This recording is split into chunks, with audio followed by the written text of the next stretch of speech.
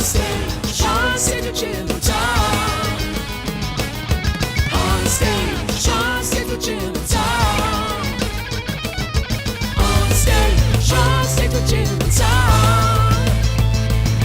On stage with Jim and Tom. Tom and Jim.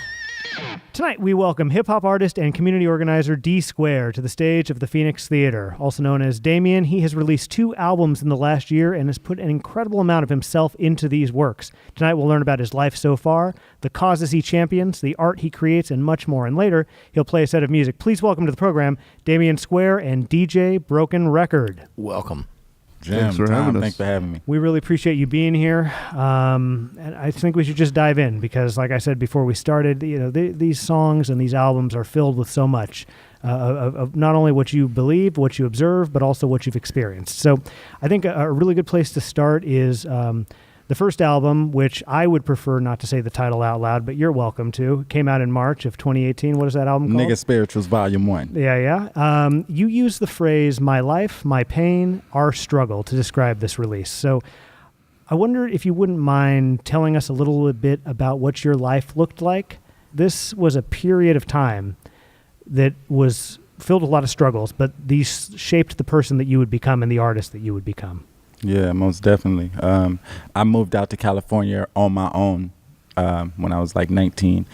My family is from Oakland, California, but my family stayed back home in the South. I have other family that's back home in the South in Alabama, so I came from Alabama up here after moving around the world because my parents were in the military. So, I just wanted to get outside of my comfort zone, find out who I was as a person and how far I can push myself.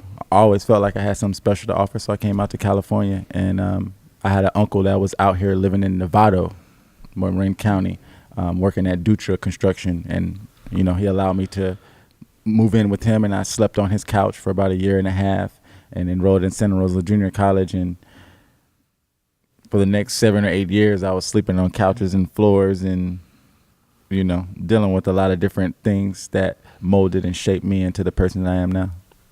Yeah, let's talk about that because for a time, you were sleeping in the car and you were struggling, and that was where the fuse was lit to becoming a hip-hop artist. Mm-hmm. Is that a correct statement? That's a correct statement. I'm smiling because he was a big part of that experience because when I was in that car and my back was against the wall and I had...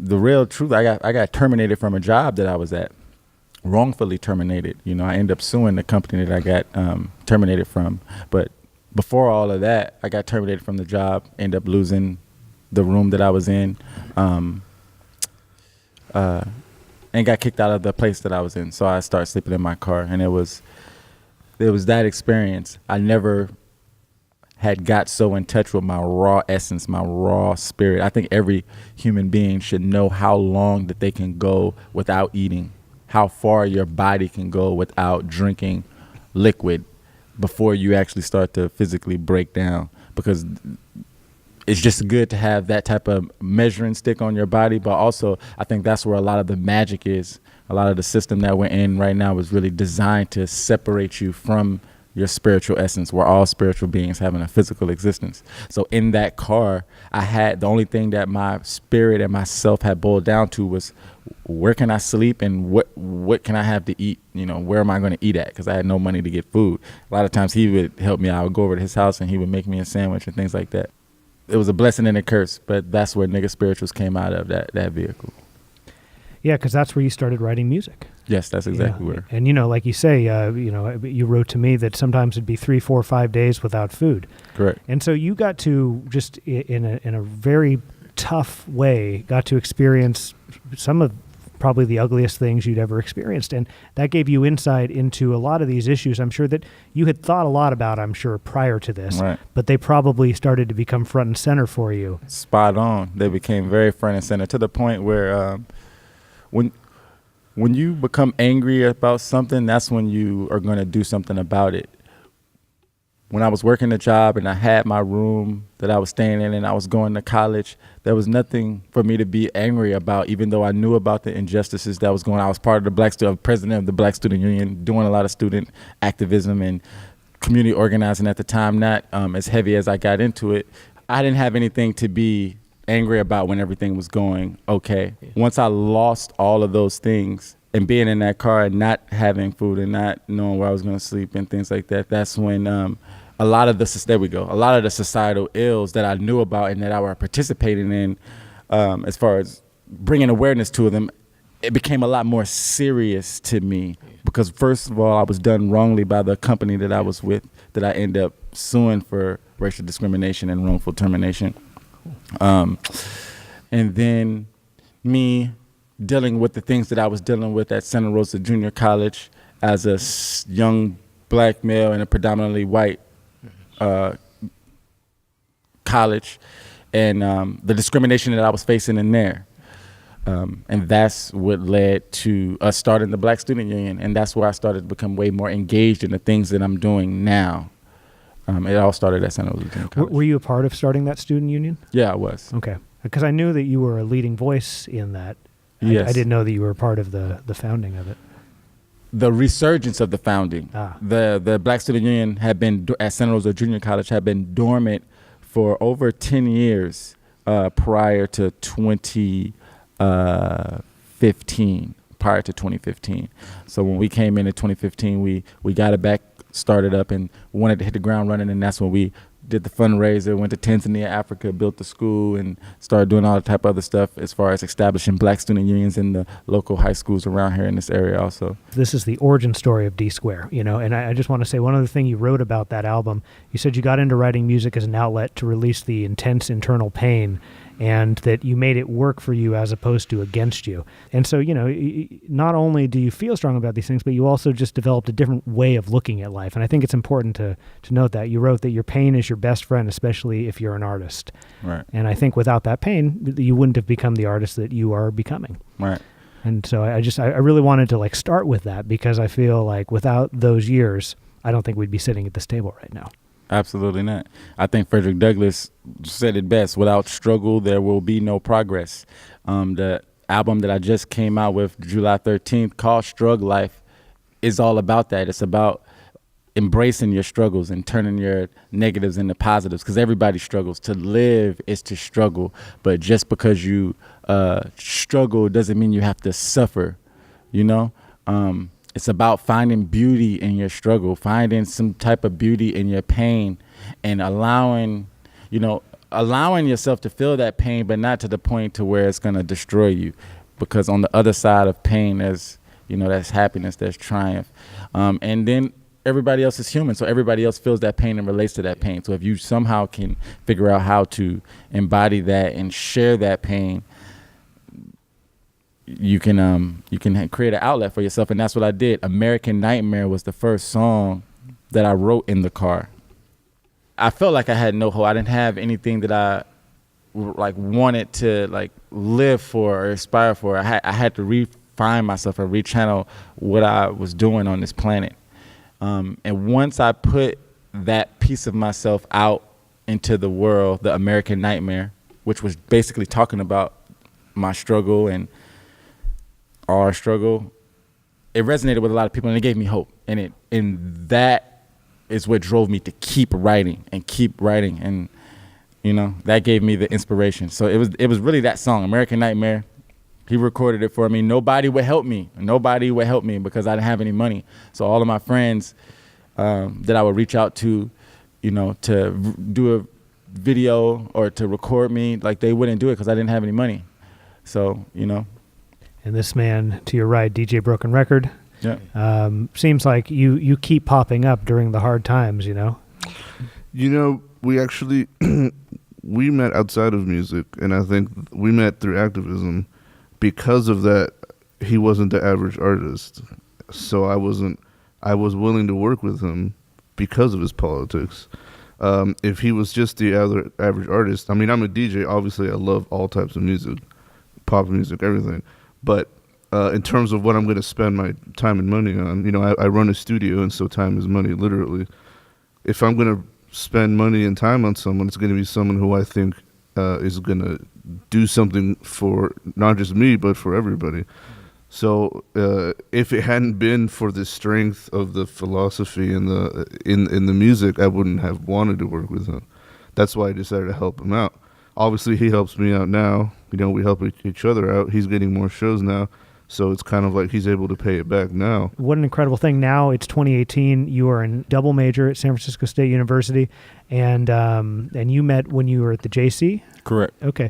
So how has academic life influenced your artistic path, would you say? It really shaped the music in a way that it's hard to describe, because the experiences that I dealt with when dealing with teachers within Santa Rosa Junior College are the ones that pushed me into activism. Because like I said, as a young black man, I was always aware of racism, not as aware of it as I am now, and the systemic and structural nature of it, which is why as a young black man, when I came out here to California, young, naive, wet behind the ears, and I'm getting fired from all these jobs, I'm not knowing about racism, white supremacy. I'm not knowing about structural racism. I'm not knowing about how systemic it is. I'm not knowing about these behavioral patterns that I have as a young black male that are deemed as threatening within a workspace or a work environment. So, you know, it was those trial and errors of me getting fired, and then combined with how I express myself at school, being opinionated and, you know, questioning teachers that would put up, you know, foul pictures of black men hanging with signs on their necks that said, you know, N-words, can't vote, you know. So I had teachers that were suspending me from class, tried to get me expelled from school, and I had traveled the world. So you captured it with what you said as far as like me, like those experiences. I was able to take that little year where I had a lot of those experiences. I was able to kind of correlate that with all of the experiences that I had in my life when I was moving around Hawaii, Germany, Alabama, Georgia, Missouri, and all of the different people I met. And I kind of recognized the pattern. Like, hold up, this is a pattern that I had not been recognizing as a younger black youth. Can I ask you? Yeah. So you moved from Alabama out to California, and it seems there that you were even more affected by the racism here. So my question would be, how is there a difference in the way that racism is practiced, noticed? Well, I was more affected by the racism in California. Before, as a young man, I was not as aware of the racism. You know, in Alabama, you would see on Halloween, you would go to the grocery store, or people would be out in KKK, you know, uniforms in Alabama, Confederate flags.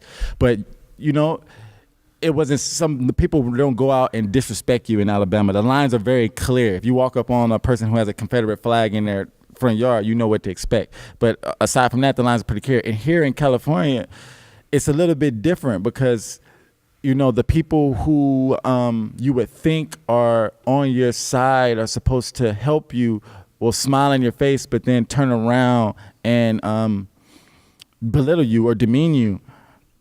You know, I was on the debate team, the speech and debate team at Santa Rosa Junior College for a little while. And I left the debate team because one of the advisors of the debate team, one of the teachers, the main teachers, I ain't gonna say his name, but he said the N-word like 5 or 6 times. Like, this was like my second semester on Santa Rosa Junior College. I never experienced nobody saying that to me in my life.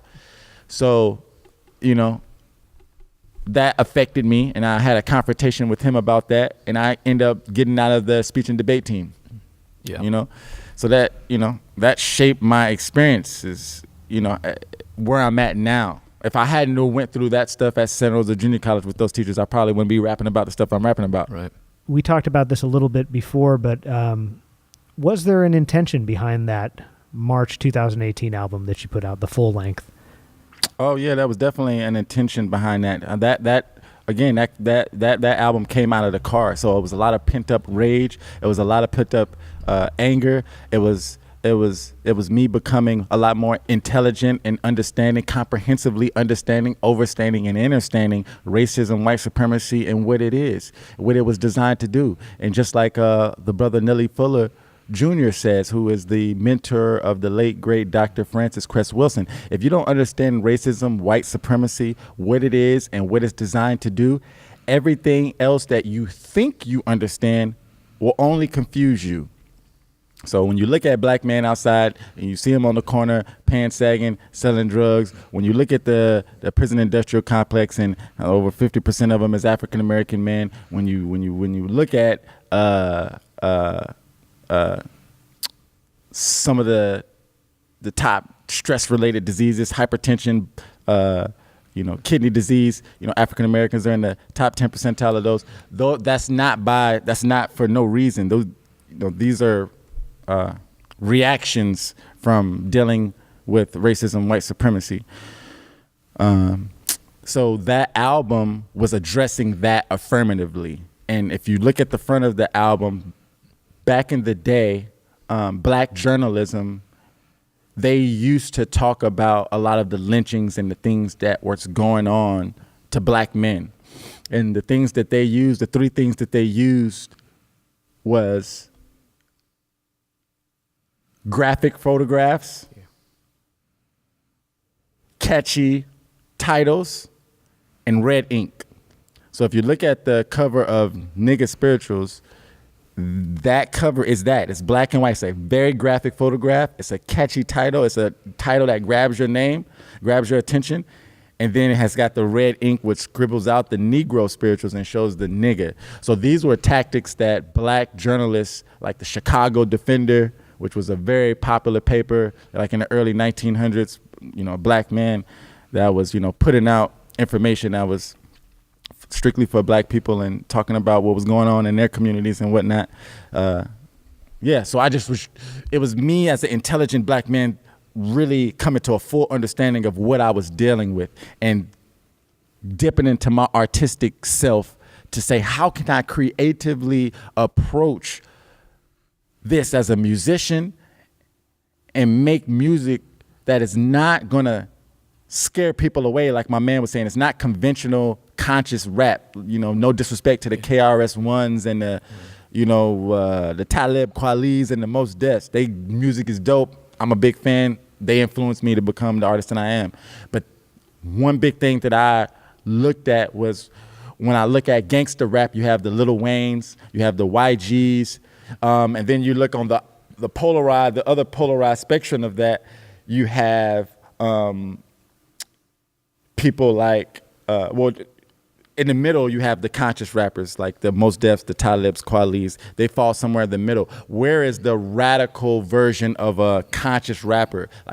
Where's a Lil Wayne or a Tekashi in a conscious form? That makes it cool, that makes it swaggy, that makes it fly to be conscious, to be revolutionary, to be a rebel, hence Rebelz Club.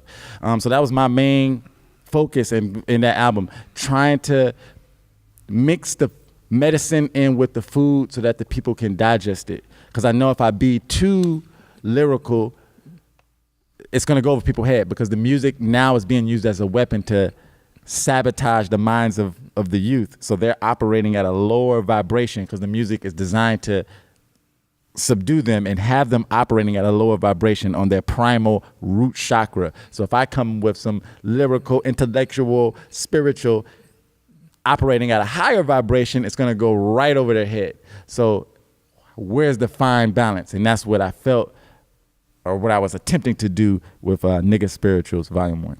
And the graphic photo that you're referencing is you without a shirt on, all sorts of scars on your back as if you'd been whipped. Correct. Just an important thing, I think, to point out. Yeah, it was. It's a pretty shocking photo. Yeah, it is actually based off of a real photo. And I'm so mad at myself that Gordon, that's the name of our ancestor. His name is Gordon. And Gordon was a slave out in Baton Rouge in the late early 1900s. He escaped slavery by running over 80 miles to join Union troops and have some resemblance of some type of freedom. When he gets to the Union troops where they were stationed at, he takes off his shirt to be fitted for his uniform. And that's where that iconic photograph was taken. And that photograph was used by abolitionists all over America to, show the atrocities and the horrendous, heinous nature of slavery and what it was. So it was a very powerful tool. And that's why I used it on the cover, because I felt like it could be used still to this day to show the horrendous nature of what we're still dealing with. Yeah. Let's go into some detail on that album, because it is still new. It's not your newest piece, but I mean, it's just jam-packed with information. The first track is Black Power Blueprint. And you wrote this song because of Amos Wilson, who wrote a book. Mm-hmm. And this has to do with the notion that in order for true liberation to be obtained, land, language, and culture must be firmly intact. Could you go a little bit into that? Yes.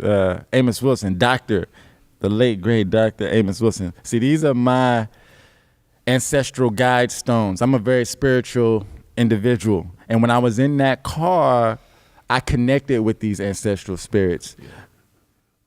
It's deeper than just reading their works. And again, when you combine reading this stuff and understanding this stuff, and you're in a car and you haven't ate in 2 or 3 days, I'm telling you, there's something bigger. Again, we're all spiritual beings having a physical existence, but there's some other stuff going on that I feel like we're deliberately being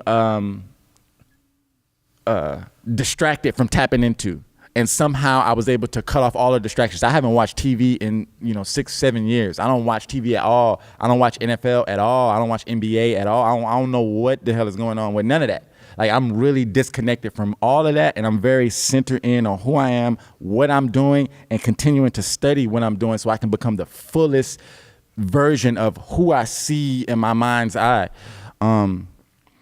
So Black Power Blueprint, Amos Wilson has a book called The Blueprint for Black Power. It is like one of his most, widely recognized publications in the pro-black community. And in this book, he really outlines the blueprint for Black Power. And that's where I got the title from that song. And what about the notion of true liberation requiring that those things remain intact? Do you have anything to say about that? No.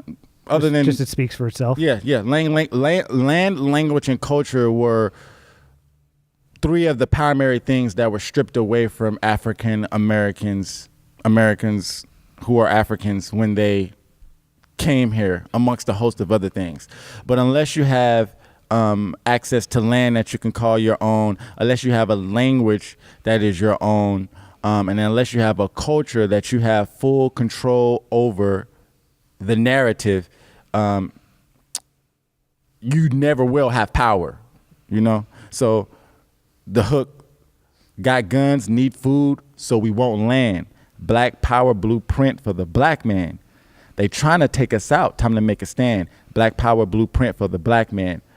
All about my fam, I don't do friends. Black Power Blueprint for the black man. Stay strapped because the cops is the new clan. So it's basically about family, culture, protecting yourself, which you need land to do that. You can't affirmatively protect yourself if you don't have land, and culture. Which I think actually is a great segue into Federal Reserve, which is a song that you're playing tonight. I like that tune a lot. The Federal Reserve, for me, I learned a lot about the Federal Reserve through a documentary by Aaron Russo. He has a documentary that was called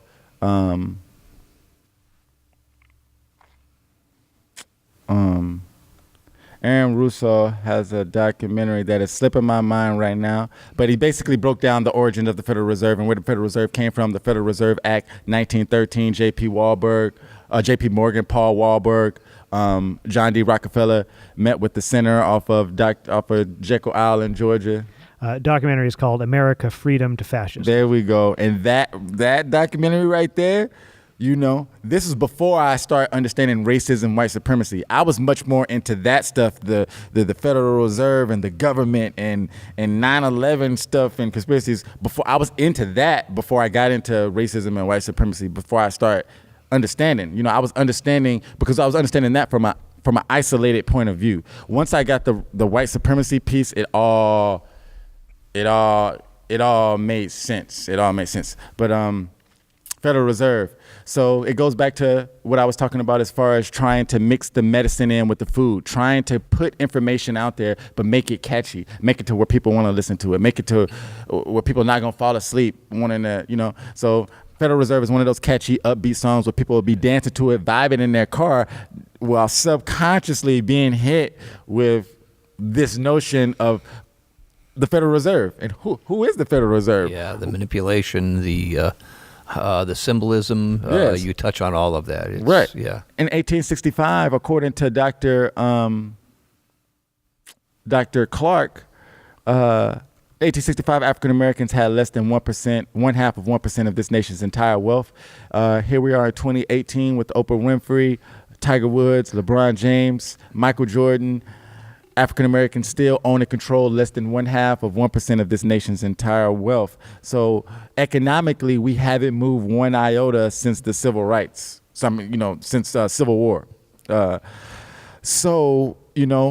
Reserve, while the song may on the surface seem like a celebration of money and, we're getting money like the Federal Reserve, really from the perspective of an African American, somebody who was systematically denied access to wealth. Whenever we talk about money, we talk about it in means of survival. We talk about it in means of feeding our family and in means of, providing for ourselves, providing for our family. So that's really what that song is speaking to, as opposed to celebrating, money. Another one on there, Pyramids to Plantations, Project to Prisons, and there's a lot going on in that song. Pyramids to Plantations. It's about the high school to prison pipeline. 1 in 4 black men won't graduate from high school. 1 in 3 black men will spend some time in jail or prison during their lifetime. African American males are, arrested at virtually the same rates for drug offenses, drug-related crimes as their white counterparts, but convicted at 3 times the higher rate. African Americans make up 12-13% of the United States' entire population. African American men make up a mere 6 or 7% of the United States' entire population, but account for 53% of the prison population. So Pyramids to Plantations, Projects to Pyramids is speaking to that, but it's also speaking to the historical legacy of the African American, which doesn't start in slavery. In the history books in the public educational system, a lot of the times when they talk about African Americans, they like to talk about our history starting with us coming to Jamestown, Virginia in 1619, and that's where we begin. When African Americans, we are the original beings, human beings on the planet Earth. We're the first people that is on the planet. All other people are descendants of the African. All other people are descendants of Africans. So with the African being the original man and the original woman, we're the original, fathers of philosophy, the fathers of mathematics. We're the first to map out the cosmos. So it's real important for us to know these things. More importantly, it's important for us to know these things as black people, as African Americans, because that is what gives us a certain level of dignity and self-respect. And self-respect is needed, it's required in order to use your brain at the highest level. So Pyramids to Plantations, that's what that's all about. I want to venture from the album for a second. Tom, you're a history guy. One of the books that you listed, Damion, as an influence was Lies My Teacher Told Me, Everything Your American History Textbook Got Wrong by James Lowen. Mm-hmm. The book is basically how many falsehoods we're taught as we're growing up. But I think if you zoom way out, the book is criticizing the idea that we're always getting better, because if we can't see those times when we're getting worse, like, how in the world are we going to improve and actually make a better planet, make a better society? Well, and how do we remember not to go back where we'd already come, and keep moving forward? And that's partly what even our history is doing for us, is looping us back around many times, and when we should be pushing forward. Correct. Sometimes there's the famous expression, those who do not remember history are... Didn't repeat it. Yes, but I'm thinking... many times it's those who remember history use it as an excuse to act badly. You can look back and say, well, that's what they did then. Well, yeah, that's what they did then, and we're doing it again. And you're justifying it for the same reasons. There are so many examples in our history of that. So yes, it's good that we remember history, but it's good that we remember it so we can push forward and stop making these same mistakes. And we're not doing that. We're using the lessons that we get from history as our guide to continue to act poorly. And that's my big beef with our history studies and the way we regard history in this country. Let's move forward. Yes, we see that. We shouldn't have had World War II. We shouldn't have been in Vietnam. We shouldn't be in the Middle East. But we keep using the lessons we learned in history to place us back there when we shouldn't.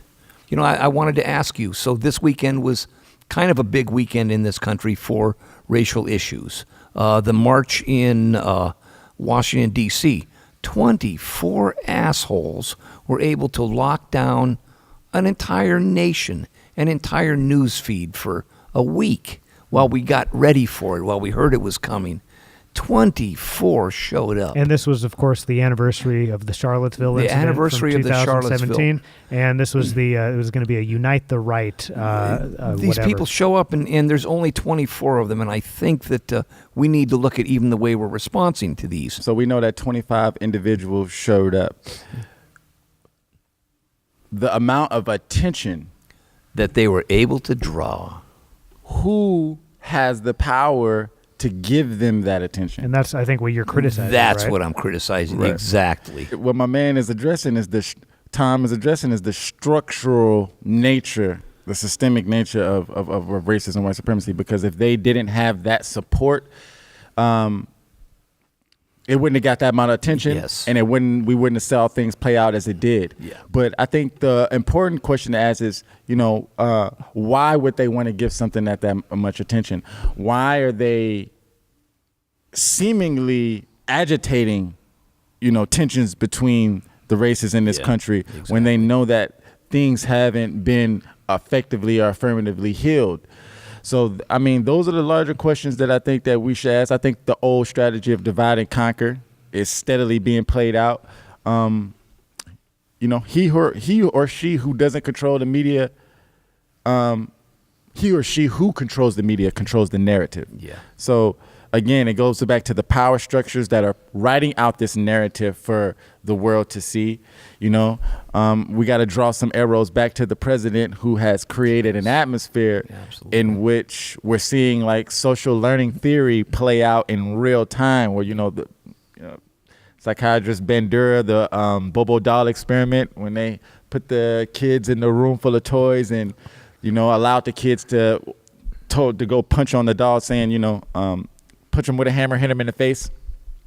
A good portion of the kids didn't do it. A small portion of the kids did do that.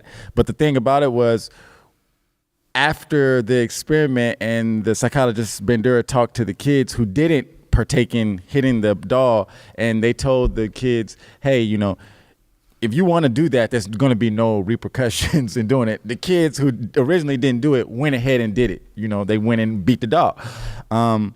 So when you have a person like Trump that is out, on public television, making the remarks about immigrants that he's making the remarks about black people that he's making the remarks about marginalized countries that he's making, it's giving people who might have that same thought process in their head, who originally wouldn't act on it, but are seeing a very powerful individual at the head of this country, say these things, and it's giving them, he's literally activating something inside of, people that has been lying dormant for a very long time. Yeah. Can I say something? Yeah, please, yeah.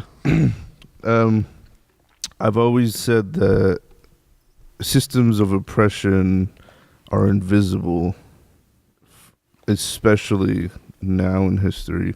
They were less so, I think, before.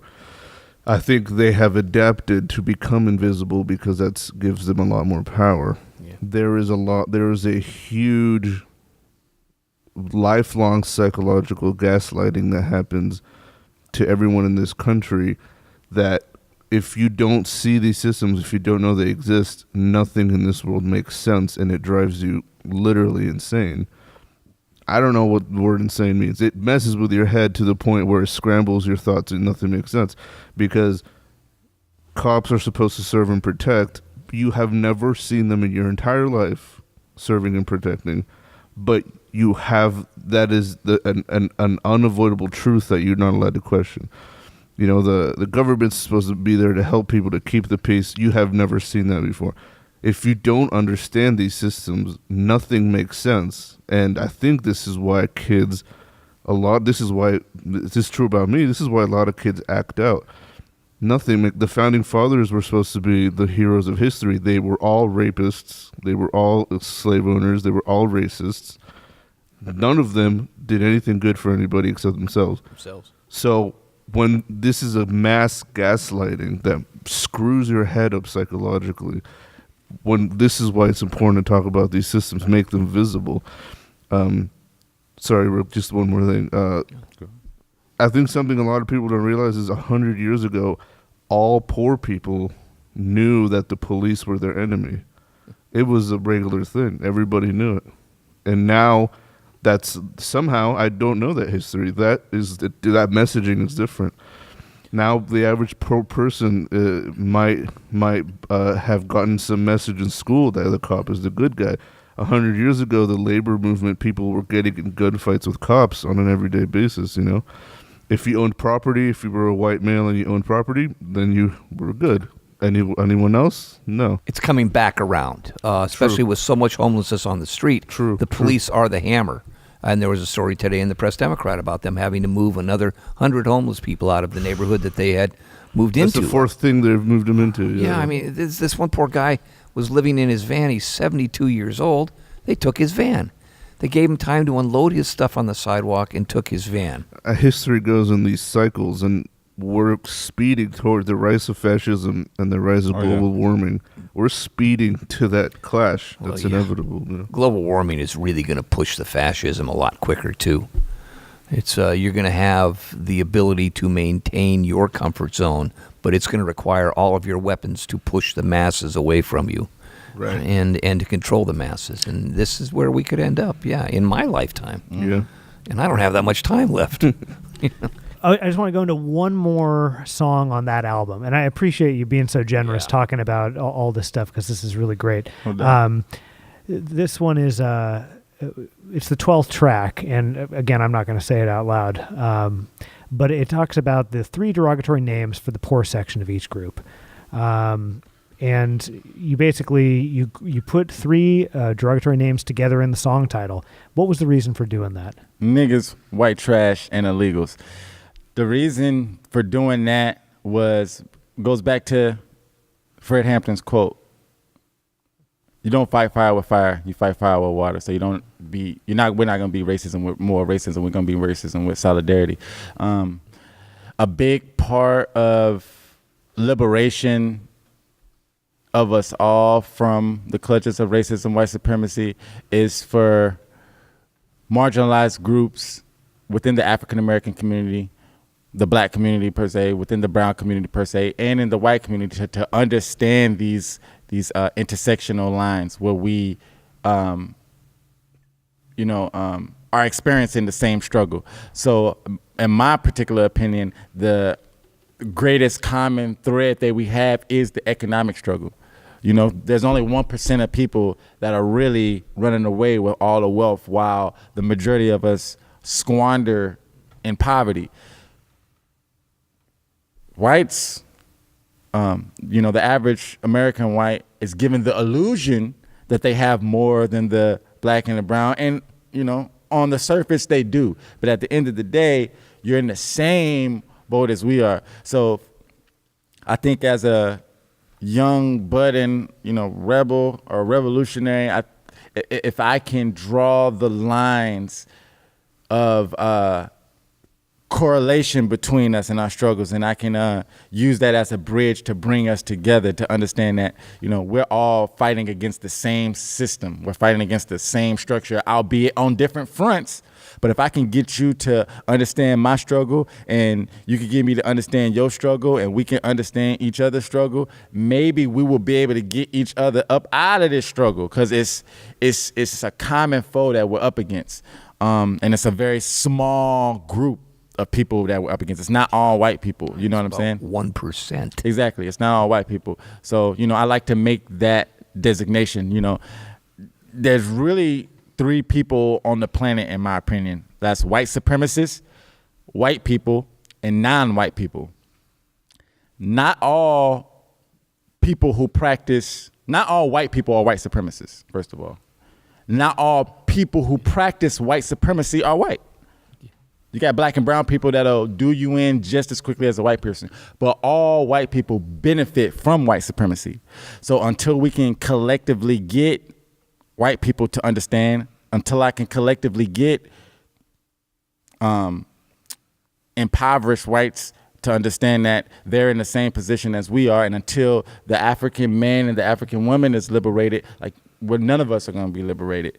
That's where that song came from, Niggas, White Trash Illegals. Well, I'm so appreciative that you've gone into so much on that album, because there's a lot there, and I think that anybody who enjoys your music or has known you, in whatever chapter of your life, there's just so much of yourself in this album. So thank you so much for sharing that. Thank you. I also really appreciated that you sent over some literary influences, and one of them was The Alchemist by Paul, was it Coelho? Yeah, Paulo Coelho. Paulo Coelho. And central to this book is the idea of one's personal legend. Mm-hmm. Have you read this book, Tom? I have. It's a beautiful journey. Well, there you go. Well, yeah. I have not. So I would imagine then that you have identified or thought about your personal legend. Oh, yeah. Yeah, let's talk about that. One of the big quotes that stood out to me in the book was, basically, when you believe something with conviction, the entire universe will conspire to make that a reality for you. So the legend, that I want to leave behind is someone that was able to be essentially an alchemist. Now, alchemist is somebody who can, turn a rock into gold, somebody who could take nothing and transform it into something. I wanted to be that. I wanted... I want to be able to one day on a big stage, looking in an interview just like this, but stop, hold on a minute, look in the camera and say, hey, you kid, I was you. You can do this. The dreams that you thinking behind that television right now, you sitting and you watching this, wow, I want to be that. You can do it. All you got to do is reach inside of yourself. What you believe with conviction becomes your reality, and make it happen. It's real. It's real deep for me to leave something behind that transcends time. I don't want to just be a rapper in this moment. I'm really writing rap and music to leave my page in the hip hop history books. Everything in this universe is based on energy, vibration. To understand the universe, all you need to do is understand 3 things: energy, vibration, and frequency. The only thing that separates me, you, Jim, Tom, Edgar from this table is that we're vibrating on a different frequency. So for me, understanding my energy as a vibratory spiritual being and being able to tap into my cosmic divine assignment, that is the biggest part of my legend. Everybody that is here as a spiritual being has a cosmic divine assignment. You have a cosmic divine assignment. The point of you being sent to this realm is to figure out what your cosmic divine assignment is. The point of the system that we've been talking about, the point of that and what it's designed to do is to prevent you from tapping into your cosmic divine assignment, to prevent you from manifesting the truest sense of yourself. That is what the system is designed to do, to prevent us from tapping into that. And in process of preventing us from tapping into that, to capitalistically exploit us. So going back to the energy, energy is the only thing that is real in this realm. Money is fake, right? Energy is real, money is fake. Yeah. Yet, we've been convinced to spend a good portion of our lives 40 hours a week, going into a job, giving our cosmic divine energy for $10 an hour, $12 an hour, $13 an hour. Meanwhile, they're giving us fake money, fiat currency. We're giving them our inherent divine cosmic energy that is irreplaceable. And they're building businesses with it, skyscrapers. They're really mining resources, uprooting entire, ethnic groups from their land, from your energy. So my whole thing is I want to be a light being that shines, a beacon that's so bright that I allow and empower and liberate other light beings to tap into their inherent divine light and shine on the world. And you did the most fitting conclusion we could have possibly done for this episode, but I have one more prompt for you. But boy, that was a roundup right there. So thank you for that. There's a phrase that I see you use a lot that I'd like to go into a little bit. Your music is released under the label Decolonized Minds Records, and you once wrote that you're here to put a flag in the ground and tell the world that a better you starts with a decolonized mind.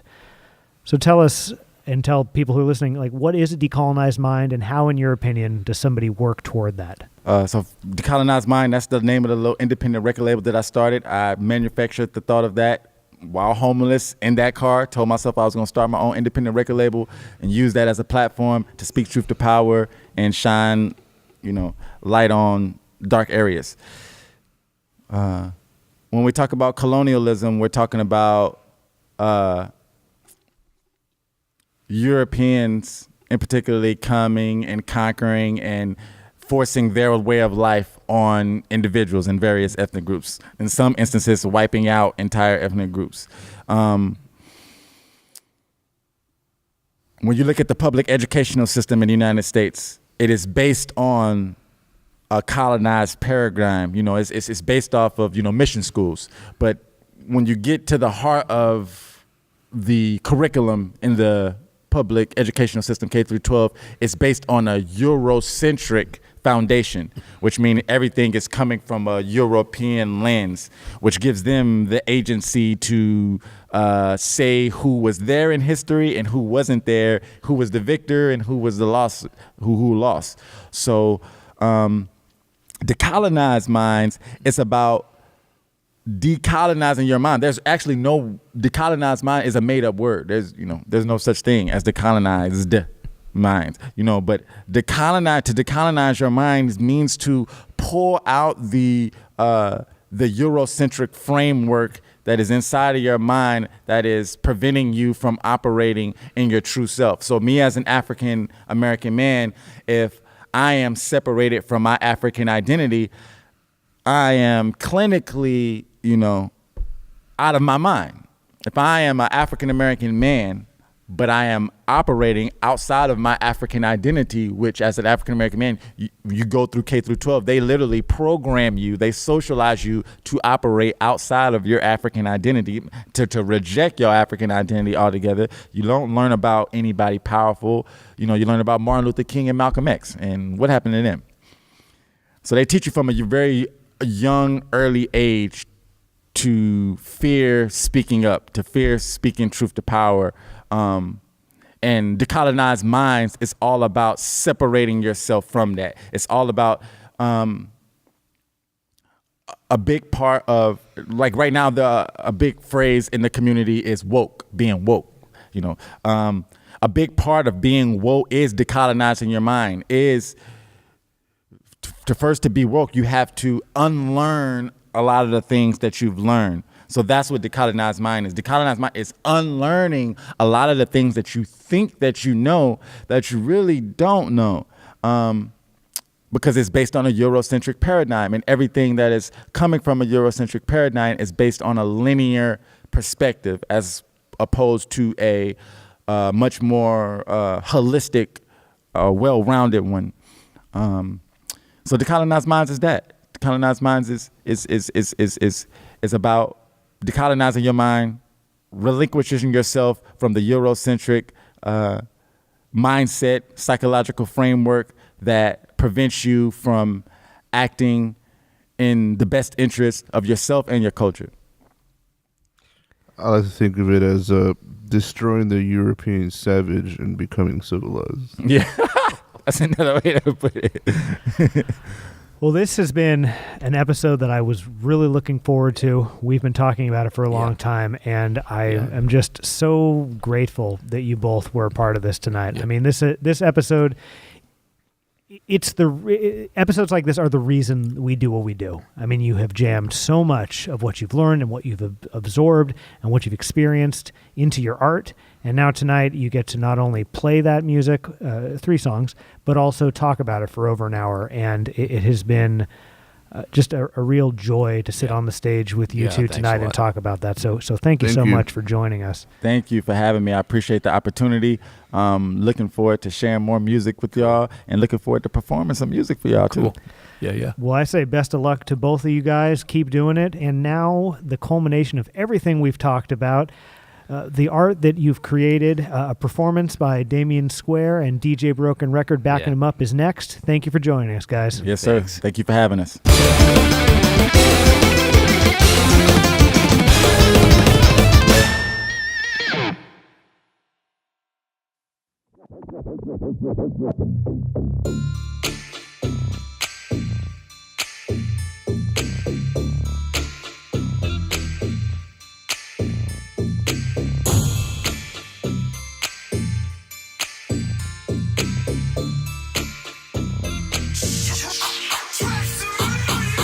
Smoking weed to escape the hell, and growing up we had to watch for 12, so you know the deal. The ghetto got a nigga hating lies. Gotta flip a couple grand just to make it right. Get to the bag, keep the play it tight. Because I'm young and black, they wanna take my rides. I can't afford another strike. A nigga made it through the dark just to see the light. Rebelz Club, is you ready or not? Middle fingers to cops who be invading the block. Ladies, babies are shot, night and day non-stop. And hell, them gon' rock, they bumbo clock. Fuck 'em, double cup, never gave a fuck. Put your middle finger up. In the Rebelz Club, stay in the cut, cause the cops on the hunt, gotta keep a pistol tucked. We don't play in the California state, niggas all about they pay. In the Rebelz Club, stay out the way, shots to rapping forte, got my game from the bay. It's the Rebelz Club. Ooh, we coming independent. She asked me when I'm coming, I told her in a minute. She wanna fuck my car, that thing was fully loaded, a player had to get it. She choosing like a critic, I told her hit the gram, we don't do the digits. I know you feel my spirit, I can change your life, I'm talking rags to riches.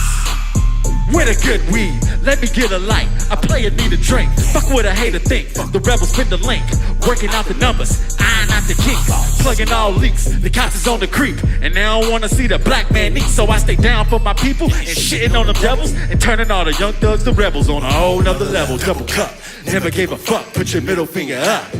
In the Rebelz Club, stay in the cut, cause the cops on the hunt, gotta keep a pistol tucked.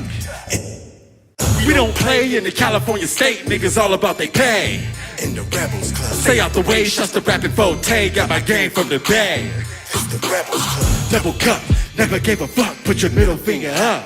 In the Rebelz Club, stay in the cut, cause the cops on the hunt, gotta keep a pistol tucked.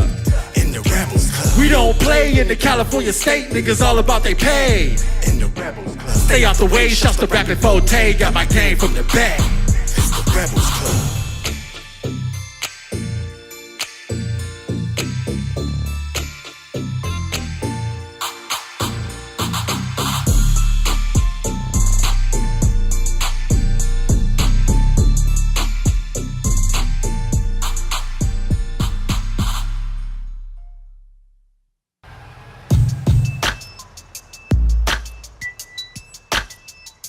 This song right here is dedicated to all the brothers and sisters who've lost their life to police brutality. Put your ones up in the air for me.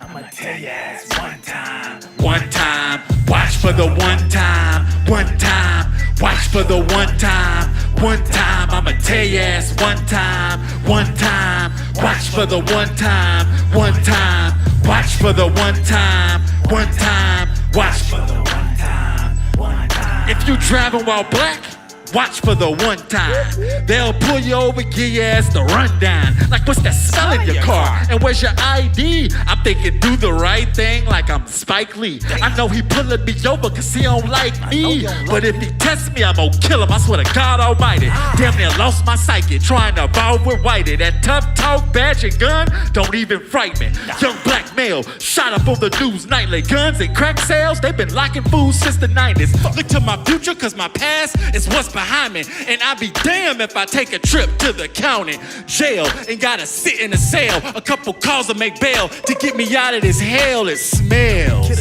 I need to get me some air. Too many demons in there. Drop to my knees, say a prayer. Don't make me a martyr, make me wise and smarter. I don't ask for shit often. Not as cop, I'm thinking I should off him before he put me in the coffin. Hit the gas and I lost him, I'm gone. One time, watch for the one time. One time, watch for the one time. One time, watch for the one time. One time, I'ma tell your ass one time. One time, watch for the one time. One time, watch for the one time. One time, watch for the one time. One time. Fuck the police, no justice, no peace. The one time, got one time to fuck with me. Stand on my own 2 feet, plus I be playing for keeps. And repping all of my peeps got me like a million deep. For 4 hours, Michael Brown laid in them streets. Wake the fuck up, y'all still asleep? I'm wide awake and I be watching the Jake. I know he worked for the state and that he head of the snake. My nigga ain't no debate, I know you're puffing your grapes. I know you're riding your scrape, but do you know you still a slave? In our brains, we thinking we the same. Just cause we got some money, but we do not see the chains. We do not see the pain, they treat us inhumane. Wake up from this nightmare, Martin had a dream.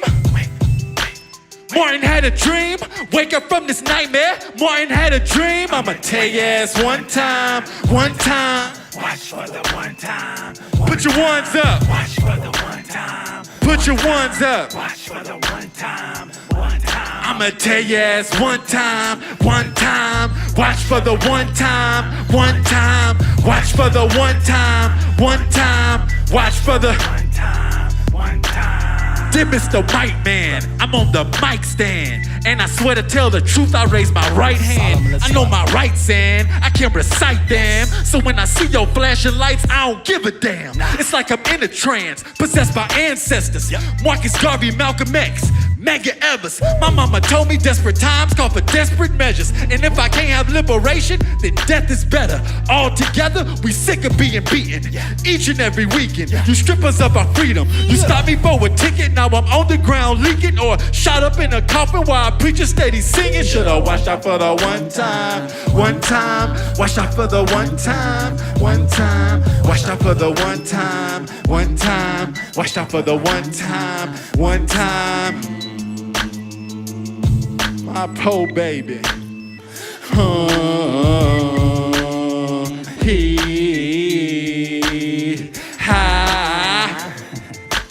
Watch out for the one time.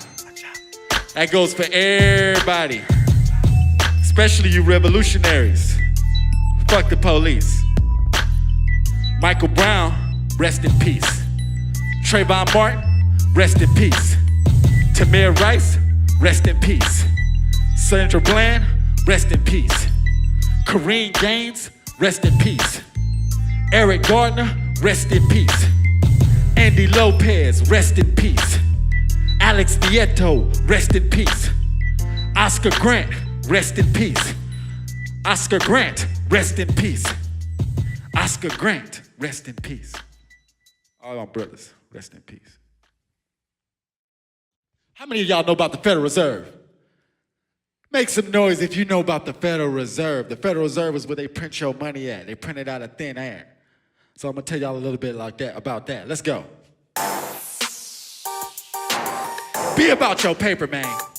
Your federales, your Chipper Jones. See, we about that. Your favorite rapper gets his money from here. They print the shit out of thin air, you hear me?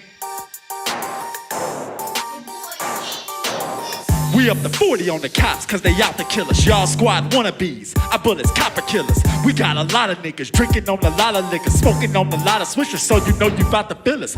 Whoa, young nigga wildin', I'm always high, so that's why I be smiling. Made a pit stop, slid to my bank account, and I don't really know how much that I'm taking out. 2 Chainz got a big amount. Your girl a hoe, I don't want figure out. I'm on my hustle now, stacked about 50,000. Flip that, triple that, now it's time to double down. This is Santa Rosa, hustle town. We keep it quiet, but we smoking loud. The niggas with it, the bitches down. When I need a jug, I'ma hit the town. Keep it moving so you know a nigga get around. 360 degrees, the money spinning round. We ain't nothing but G's, so ain't no kid around. We slapping so they love our sound. I can show you how to get your paper. Respect the game and watch the hater. We some true players that's ahead of the curve, and we get into the money like the Federal Reserve, nigga. We get money like the Federal Reserve. We get money like the Federal Reserve, nigga. We get money like the Federal Reserve. It's money over everything, fuck what you heard, boy. We get money like the Federal Reserve. We get money like the Federal Reserve, nigga. We get money like the Federal Reserve. It's money over everything, fuck what you heard, boy. Check your dollar bills. It's got symbols, pyramids, spiders, and government seals. I keep a strap cause the government steals. The 99% is on the government heels. Riding around in tent, puffing on kills. Suckers trying to count my paper, they don't know me for real. They be printing all this paper so I know that it's real. But I wish we were back by the ghost standing still. Hop out, ghost at the wheel. Hop right back in and get ghost like I'm killed. Give a fuck who faces on the bill. My people gotta live, you haters need to chill. Slid through the front, but I parked in the rear. With a wink, shorty passed me a beer. My vision is clear, the end is near. Before we disappear, I'ma spin it so the feds know I'm here. We get money. We get money like the Federal Reserve. We get money like the Federal Reserve, nigga. We get money like the Federal Reserve. It's money over everything, fuck what you heard, boy. We get money like the Federal Reserve.